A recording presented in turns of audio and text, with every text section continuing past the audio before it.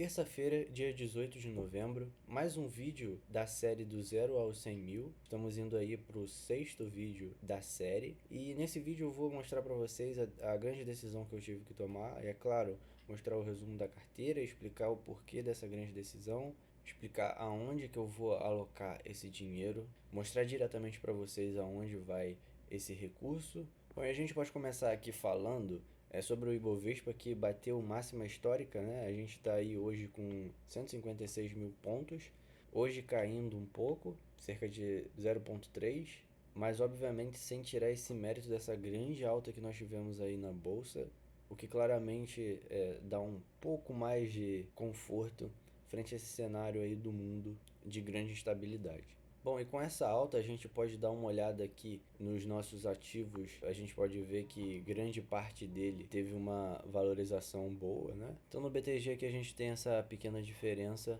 em relação ao investidor 10. E aqui a gente tem como variação, né? E lá no BTG a gente tem como resultado com proventos. Então tem essa pequena diferença entre os dois. E junto a isso, eu queria falar sobre a diferença que tem aqui no patrimônio do BTG e do investidor 10. Aqui, se a gente vê o patrimônio total, a gente percebe aqui que o patrimônio está em 27.543 por causa de uma variação de 7% e o total investido de 25.835.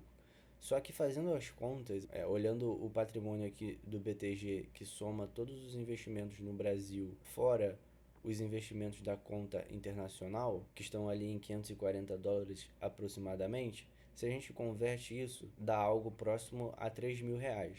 Só que isso aqui aparece distinto disso aqui, então eles não juntam nessa parte principal aqui da área logada do BTG, não aparece junto com os investimentos lá de fora. E se a gente vem aqui para o investidor 10, a gente tem 25.835 somando tudo. Só que se a gente vem aqui para a área dos ETFs internacionais, a gente tem um saldo de $550. Só que esse $550, apesar de estar aqui descrito, né, como dólares, ele soma ao patrimônio total como reais. Então aqui o valor investido ele está registrado de forma errada, porque eles somam o valor dos ativos internacionais como se fossem na mesma moeda, como se fosse em reais. Então, só para explicar essa pequena diferença, porque na verdade nós estamos com 28 mil em valor investido.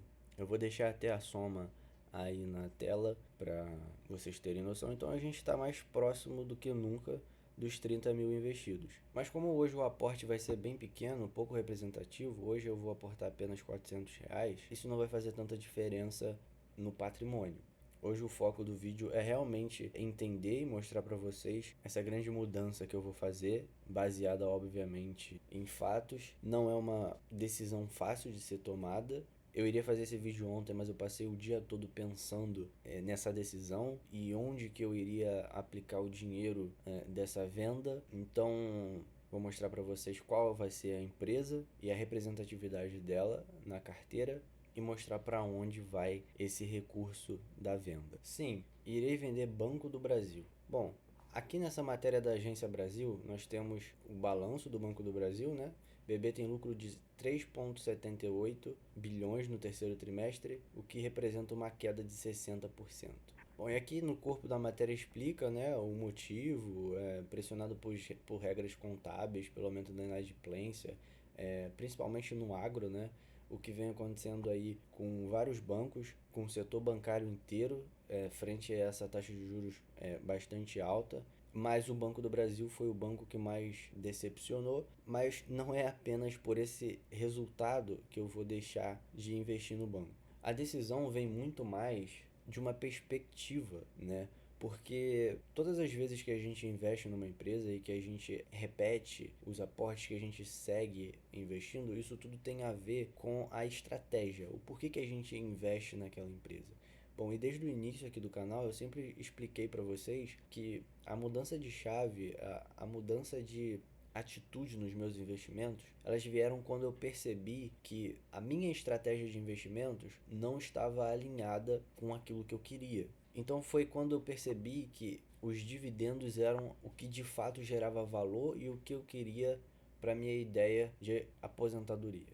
Então, quando a gente dá uma olhada aqui no Banco do Brasil, a gente já vê de cara que um dividend yield abaixando para 7,64, coisa que até então não é uma coisa fora do normal do que a gente procura, que é até 6%. Só que o que a gente precisa colocar em questão é, quando a gente olha uma ação e a gente está focado em dividendo, nós temos que trabalhar com projeções. E a projeção do mercado para o Banco do Brasil é de uma baixa no dividendo, o que certamente vai em desencontro do que é a nossa estratégia. Então, eu tenho aqui cerca de 32% no Banco do Brasil. É uma exposição bem alta, eu sabia desde o início, desde quando eu comecei a investir. Só que a nossa estratégia ela tem que ser moldada com o que está acontecendo no momento. E naquele momento, enquanto eu investia, o Banco do Brasil era uma ótima opção no quesito dividendo.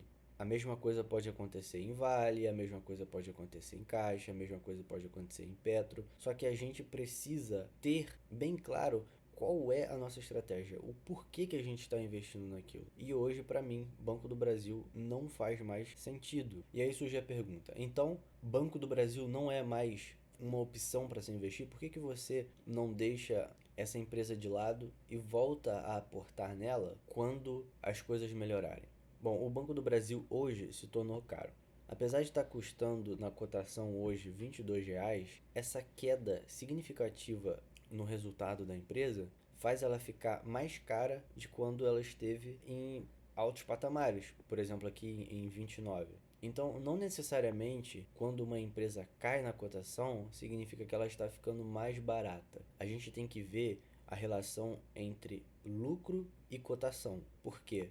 Isso vai influenciar diretamente no PL, no quanto essa empresa está mais barata ou quanto ela está mais cara. Porque se uma empresa cai na cotação, mas com ela os lucros também caem, consequentemente o PL vai aumentar e ela não vai ser uma empresa tão atrativa como antes. E da mesma forma, quando eu comecei nessa minha estratégia de dividendos até hoje, a gente tem que sempre pensar na melhor opção, no que a gente vai conseguir uma rentabilidade maior. Se uma empresa, ela por algum momento passa por uma situação parecida como essa que está acontecendo agora, e a gente tem esse cenário aí de juros altos no Brasil, um cenário em que a gente não sabe quando de fato essa empresa ela vai conseguir se recuperar, a gente tem que pensar em outra saída para que a gente tenha uma maior rentabilidade. E essa foi a minha decisão. Então, agora a gente vai acompanhar aí a venda dessa minha posição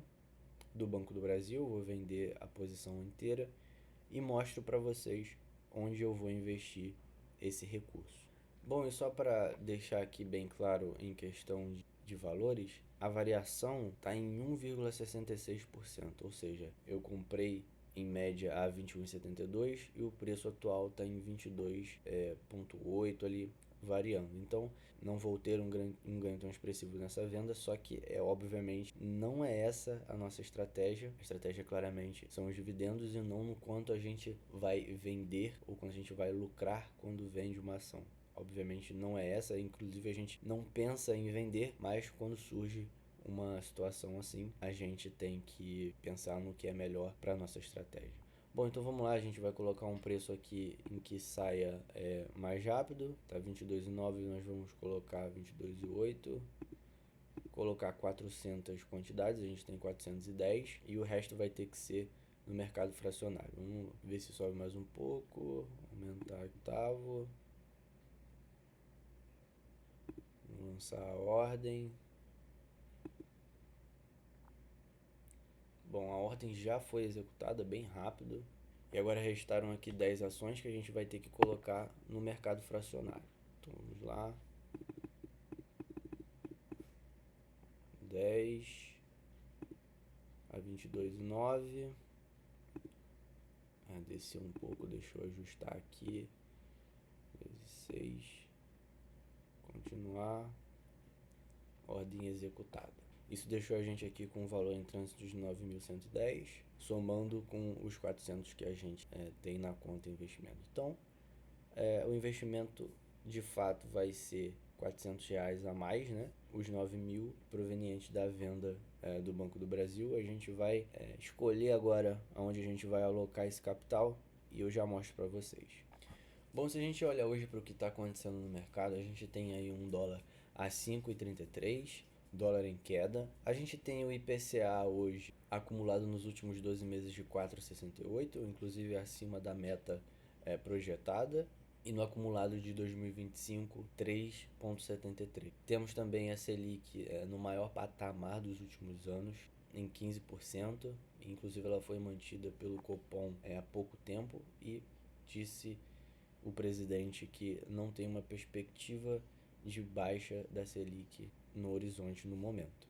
Paralelo a isso, a gente tem a Bolsa Brasileira batendo máxima, batendo recorde, e isso me faz pensar e me faz tomar a decisão de fazer algo que eu nunca fiz antes e que acho que é a decisão mais sensata a se fazer agora: deixar o dinheiro em caixa. Foi algo que eu nunca tinha feito antes, eu sempre coloquei tudo em renda variável, mas eu acho que hoje a gente está num momento em que a gente deixar esse dinheiro numa aplicação de 15% ao ano, esperando pra gente ver qual o melhor momento de colocar o dinheiro na bolsa, pra mim é uma ótima opção. A gente tem aí o dólar também nas mínimas, que a gente pode colocar, tirar esse recurso em algum momento e investir lá fora, mas no momento a minha decisão vai em deixar esse dinheiro em caixa. Bom, então como no momento a gente só tem disponível aqui na conta R$ 400, porque aquele valor ainda não foi liquidado, eu vou voltar com vocês no momento em que o dinheiro for liquidado, mas vou investir aqui agora com vocês esses R$ 400. Então como aqui é fracionado, a gente nunca fica com o valor certo, eu vou deixar R$ 400 mesmo, não vou aumentar para ficar redondo, vou deixar em 355. Então aqui obviamente a gente está colocando no Tesouro Selic, que é o mais importante, com liquidez diária, então isso deixa a gente mais tranquilo. Então vamos lá, vamos continuar aqui. Aqui mostra uma mensagem falando que o valor foi alterado justamente por causa dessa fração. Então você vai investir 355, Tesouro Selic, então vamos continuar. Bom, então tá feito, 355 investido em Tesouro Selic, a gente termina parcialmente esse vídeo esperando o restante da venda ser liquidado. Então, até o momento é isso, eu volto com vocês para terminar esse aporte. Bom, então como falado antes, voltei aqui na sexta-feira para terminar a aplicação e teve uma leve mudança. Eu troquei o Tesouro Direto por um CDB, então eu vou pegar o CDB do BTG Pactual, da própria corretora, a uma taxa de 100,10% do CDI, com liquidez diária após 30 dias e um prazo de 181 dias. A aplicação mínima nesse fundo é de R$ 50 e nós vamos aplicar todo o valor nesse CDB. Então aqui já vem um grande aviso aqui pra gente, que a gente acompanhou nesses últimos dias no mercado com o Banco Master. E aqui fala: a garantia do FGC cobre até 250 mil por CPF, conglomerado financeiro, com limite de até 1 milhão. Enfim, aquela mensagem que a gente já sabe. Então vamos dar um continuar aqui. Investimento feito, CDB, pós-fixado, vencimento maio de 2026, com 100,10% do CDI, liquidez diária e com a liquidação no mesmo dia. Bom, então foi isso, espero que vocês tenham gostado. Mais um vídeo aqui da série. Creio que esse vídeo vai ficar um pouco longo, mas era necessário para passar todas essas informações e toda essa mudança que eu tomei nesse cenário atual. Então, um forte abraço e até o próximo vídeo.